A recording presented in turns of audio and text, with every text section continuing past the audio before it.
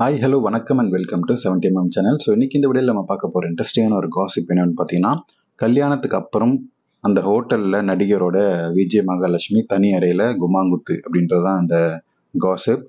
So என்ன ஏது அப்படின்றத நம்ம டீட்டெயிலாக வீடுகளை போய் பார்க்கலாம். ஸோ கொழுக்கு முழுக்குன்னு அழகில் ரொம்ப பப்ளியான தோற்றத்தில் புசுபுசுவன கண்ணை வச்சிருக்கக்கூடிய ஒரு பவ்யமான சீரியல் நடிகை தான் நம்ம விஜய் மகாலட்சுமி. இவர் ரொம்ப ஃபேமஸான ஒரு சீரியல் ஆர்டிஸ்ட்னு சொல்லலாம். அதுவும் சன் டிவியில் ஒளிபரப்பாகக்கூடிய நிறைய சீரியல்களில் ஒரு சின்ன சின்ன ரோல்ஸாக இருந்தாலும் சரி, நிறைய ரோல்ஸ் பண்ணக்கூடிய ஒரு நடிகையாக இருக்காங்க. ஸோ சீரியல் நடிகை அப்படின்னு சொல்லி அழகான தோற்றம், பொம்மை போல வசீகரமான அழகு இருக்கக்கூடிய நடிகை சர்ச்சைக்குரிய நடிகையாகவும் பார்க்கப்படுறாரு. இவரை சுற்றி எப்பவுமே ஒரு சர்ச்சை இருக்கும். ஸோ முதல்ல சீரியல் நடிகையாக தனது வாழ்க்கையை தொடங்குவதற்கு முன்னாடி இவர் சன் டிவியில் ஆங்கராக தன்னுடைய வாழ்க்கையை தொடர்ந்தார். அதுக்கப்புறம் சில நிகழ்ச்சிகளை தொகுத்து வழங்கி அதுக்கப்புறம் சீரியலுக்குள்ளே போய் விஜய் டிவி பக்கம் போனார். ஸோ அங்கிருந்து இங்கே மறுபடியும் சன் டிவிக்குள்ளே வந்துட்டார். ஸோ விஜய் டிவியில் எப்படி டிடியோ அந்த மாதிரி தான் இங்கே 90s ஃபேவரட் தொகுப்பாளியாக விஜய் மகாலட்சுமி பார்க்கப்படுவாங்க சன் டிவியில். ஸோ அந்தளவுக்கு ஃபேமஸ் ஆனவங்க. அதுக்கப்புறம் சீரியலில் வில்லி கேரக்டர் நடித்து வெளுத்து வாங்கிட்டு இருக்கிறாங்க. ஸோ இவர் ஹீரோயினாக நடிப்பதை விட வில்லி கேரக்டர் தான் பார்க்க ரொம்ப பொருத்தமாக இருக்கார். அவருக்கான அந்த ஃபேஸ் வில்லங்கம் பண்ணுறதுக்கு கரெக்டாக இருக்குது அப்படின்னு சொல்லி இவருடைய நடிப்பில் வெளியே வந்த வாணிராணி, செல்லமே நிறைய சீரியல்களில் இவருடைய அடையாளத்தை கொடுத்துருக்கு.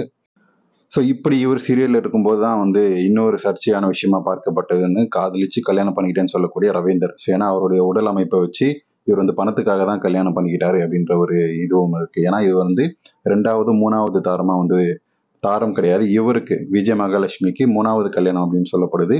ஆல்ரெடி 2 கல்யாணம் பண்ணி ஒரு கல்யாணம் லிஸ்ட்லேயே இல்லை. ஆக்சுவலாக மற்றவங்களுக்கு பார்க்கப்படுறது ஒரு கல்யாணம், அது டிவோர்ஸில் முடிஞ்சு இப்போ 2வது முடிஞ்சிருக்குன்னு சொல்கிறாங்க. ஆனால் ஆக்சுவலாக மறுபடியும் சொல்ல போகிறது என்னன்னா 3 கல்யாணம் இவர் பண்ணியிருக்காரு அப்படின்ற மாதிரி தான் இவர் மேலே வைக்கக்கூடிய ஒரு குற்றச்சாட்டு. ஸோ அந்த கல்யாணம் விவாகரத்தில் முடிஞ்சதுக்கான காரணம், அவருக்கு ஒரு கல்யாணம் ஆகி ஒரு ஆண் குழந்தையும் இருந்துச்சு. ஸோ கணவர் குழந்தைன்னு குடும்பத்தோடு இருந்துட்டு இருந்தபோது தான் மகாலட்சுமி சீரியலில் நடிக்கக்கூடிய ஒரு நடிகரோட ரொம்பவே க்ளோஸ் ஆகி நெருக்கமாக இருந்து ஹோட்டல் அறையிலலாம் குமாங்குத்து குத்திட்டு இருந்தார். ஸோ அது தெரிஞ்சால் வந்ததுக்கப்புறம் அவருடைய கல்யாண வாழ்க்கை முடிவுக்கு வந்துச்சு. ஸோ அதுக்கப்புறம் ரவீந்திரா கல்யாணம் பண்ணிக்கிட்டு செட்டில் ஆனதுக்கப்புறம் இவருடைய பணத்துக்காக தான் இவர் கல்யாணம் பண்ணிக்கிட்டாரு. இல்லைன்னா அவருக்கும் இவருக்கும் என்ன பொருத்தம் அப்படின்னு சொல்லி நிறைய பேர் பிரிண்ட் மீடியாலும் சரி, சோஷியல் மீடியாலையும் நிறைய பேர் கேள்வி கேட்டுட்டு இருந்தாங்க. ஆனால் எதுக்குமே அசராத மகாலட்சுமி தான் தன்னுடைய வேலை உண்டு அப்படின்னு சொல்லியிருந்தாரு. ஸோ எல்லாத்துக்குமே தன்னுடைய அந்த ரவீந்தர் கூட நெருக்கமாக இருக்கக்கூடிய ஃபோட்டோஸ், வீடியோஸ் எல்லாம், டுவேட் பாடுற வீடியோஸ் எல்லாம் கொடுத்து பதிலடி கொடுக்குற மாதிரியான ஒரு விஷயத்த பண்ணிட்டு இருந்தாரு.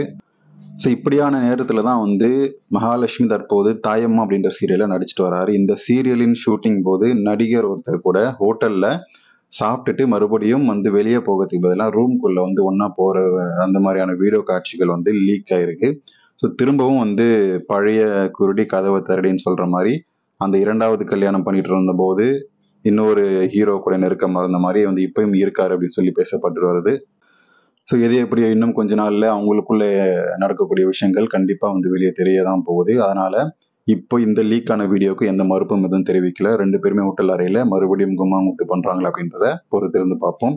ஸோ இந்த வீடியோ உங்களுக்கு கண்டிப்பாக பிடிச்சிருக்கும், என்டர்டைன்மெண்ட்டாக இருக்கும்னு நினைக்கிறேன். அப்படி நீங்களும் நினச்சிங்கன்னா லைக் பண்ணுங்கள், ஷேர் பண்ணுங்கள், சப்ஸ்கிரைப் பண்ணுங்கள்.